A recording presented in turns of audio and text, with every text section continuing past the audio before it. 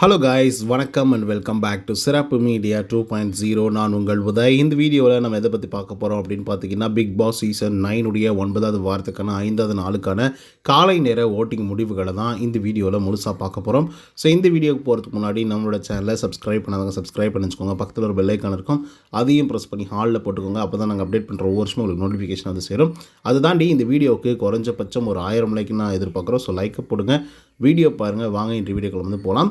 Number 1 பொசிஷனில் the one and only கானா வினோத் அவர்கள் தான் வந்து இருந்துட்டுருக்காங்க.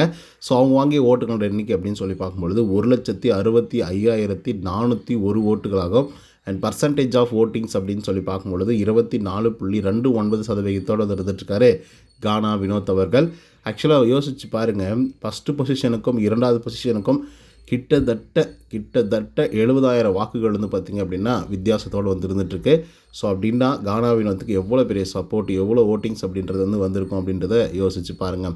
2வது பொசிஷனில் யார் இருக்காங்க அப்படின்னு பார்த்தீங்கன்னா விஜய் பார்வதி அவர்கள் தான் வந்து இருந்துட்டுருக்காங்க. ஸோ அவங்க வாங்கிய ஓட்டுகளோட எண்ணிக்கை அப்படின்னு சொல்லி பார்க்கும்பொழுது 94,798 ஓட்டுகளாகும். அண்ட் பர்சன்டேஜ் ஆஃப் ஓட்டிங்ஸ் அப்படின்னு சொல்லி பார்க்கும்பொழுது 13.92% இருந்துட்டுருக்காங்க விஜே பார்வதி அவர்கள். ஸோ விஜே பார்வதியை பொறுத்தவரையிலும் ஒரு நல்ல பிளேயர் தான். கொஞ்சம் நிறைய நேரங்கள் வந்து பார்த்திங்க அப்படின்னா மற்றவங்களை இரிட்டேட் ஆகிற மாதிரி வந்து பார்த்திங்கன்னா பண்ணி விட்ருவாங்க. அண்ட் ரொம்ப நேரம் பேசுகிறதுனாலே என்னமோ தெரியல, பயங்கரமாக கடுப்பாகுது அவங்க பேசினாங்க அப்படின்னாவே.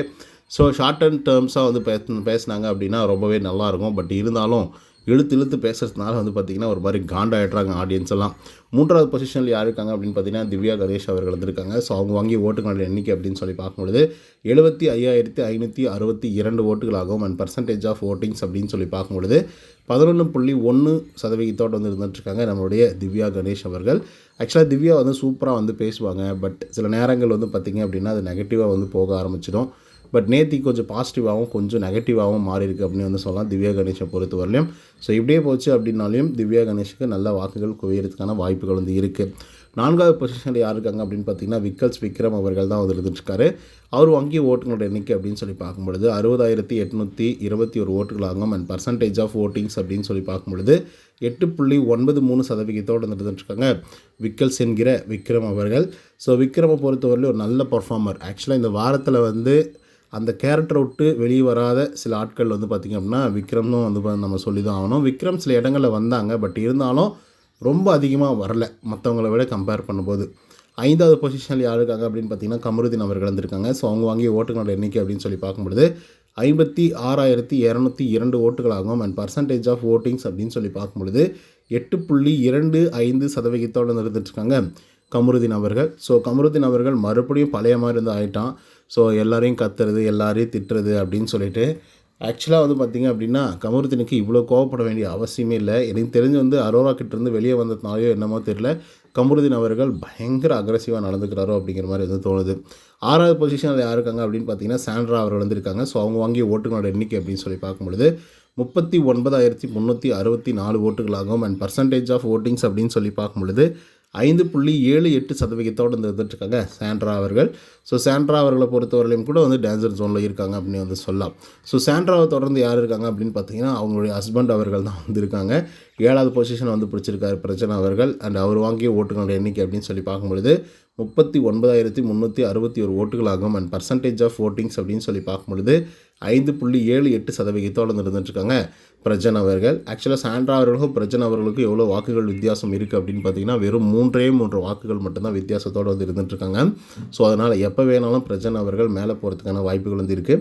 ஸோ ஒரு வேளை 2 பேருமே கூட ஒன்றா கூட எவிக்ட் பண்ணி வெளியே அனுப்புறதுக்கான வாய்ப்புகளும் வந்து இருக்குது. ஏன்னா இது எதுக்காக சொல்கிறேன்னா இந்த வாரம் போக மாட்டாங்க, பட் இருந்தாலும் போகிறாங்க அப்படின்னா அவங்களுடைய வாக்குகள் இதே லெவலில் இருக்குது அப்படின்னா 2 பேருமே டபுள் எவிக்ஷனாக இருந்தாக்கா 2 பேரும் ஒன்றா அனுப்பிச்சுடுறதுக்கான வாய்ப்புகள் இருக்குது. 8வது பொசிஷனில் யார் இருக்காங்க அப்படின்னு பார்த்தீங்கன்னா எஃப்ஜே அவர்கள் வந்து இருக்காங்க. ஸோ அவங்க வாங்கிய ஓட்டுகளோட எண்ணிக்கை அப்படின்னு சொல்லி பார்க்கும்பொழுது 38,824 ஓட்டுகளாகும். அண்ட் பர்சன்டேஜ் ஆஃப் ஓட்டிங்ஸ் அப்படின்னு சொல்லி பார்க்கும்பொழுது 5.7% இருந்துட்டுருக்காரு எஃப்ஜே அவர்கள். ஸோ திடீர்னு வந்து எஃப்ஜே அவர்களுக்கு வந்து வாக்குகள் குவிஞ்சிருக்கு அப்படின்னு வந்து சொல்லலாம். அதுக்கான ரீசன் என்ன அப்படின்னா நேத்திக்கு வந்து பார்வதி அவர்களோட பயங்கரமாக சண்டை போட்டிருப்பாப்புல எஃப்ஜே அவர்கள். ஸோ அதனால் பார்வதியோட ஏட்டர்ஸ் வந்து பார்த்திங்க அப்படின்னா எஃப்ஜே அவர்களுக்கு வாக்குகளை செலுத்தியிருக்கிறதுக்கான வாய்ப்புகள் வந்து இருக்குது. 9வது பொசிஷனில் யார் இருக்காங்க அப்படின்னு பார்த்தீங்கன்னா சுபிக்ஷா அவர்கள் வந்திருக்காங்க. ஸோ அவங்க வாங்கிய ஓட்டுகளோட எண்ணிக்கை அப்படின்னு சொல்லி பார்க்கும்பொழுது 37,211 ஓட்டுகளாகும். அண்ட் பர்சன்டேஜ் ஆஃப் ஓட்டிங்ஸ் அப்படின்னு சொல்லி பார்க்கும்பொழுது 5.46% இருந்துட்டுருக்காங்க சுபிக்ஷா அவர்கள். ஸோ சுபிக்ஷாவை பொறுத்தவரையிலும் ஒரு சூப்பர் பிளேயர், பட் இருந்தாலும் வாக்குகள் அப்படிங்கிறது ரொம்ப குறைவாக வந்து இருக்குது. ஸோ அதனால் டேஞ்சர் ஜோன்லேயும் வந்து இருந்துட்டுருக்காங்க. ஸோ அவங்களை தொடர்ந்து 10வது பொசிஷனில் யார் இருக்காங்க அப்படின்னு பார்த்தீங்கன்னா கனி அவர்கள் இருந்திருக்காங்க. அவங்க வாங்கிய ஓட்டுகளோட எண்ணிக்கை அப்படின்னு சொல்லி பார்க்கும்பொழுது 36,824 ஓட்டுகளாகும். அண்ட் பர்சன்டேஜ் ஆஃப் ஓட்டிங்ஸ் அப்படின்னு சொல்லி பார்க்கும்பொழுது 5.41% இருந்துட்டுருக்காங்க கனி திரு அவர்கள். ஸோ கனியை பொறுத்தவரையிலையும் ஒரு சூப்பர் பிளேயர் தான், பட் இருந்தாலும் வாக்குகள் அப்படிங்கிறது வந்து கிடைக்க மாட்டேங்குது. ஸோ அதன் காரணமாக வந்து பார்த்திங்கன்னா கனி அவர்களும் டேஞ்சர் ஜோனில் இப்போதைக்கு வந்து இருந்துகிட்ருக்காங்க. பட் என்னவா டேஞ்சர் ஜோனில் இருந்தாலும் கனி அவர்களை சேவ் பண்ணுறதுக்கு தான் வந்து பார்த்திங்க அப்படின்னா பிக் பாஸ் டீம் வந்து யோசிப்பாங்க.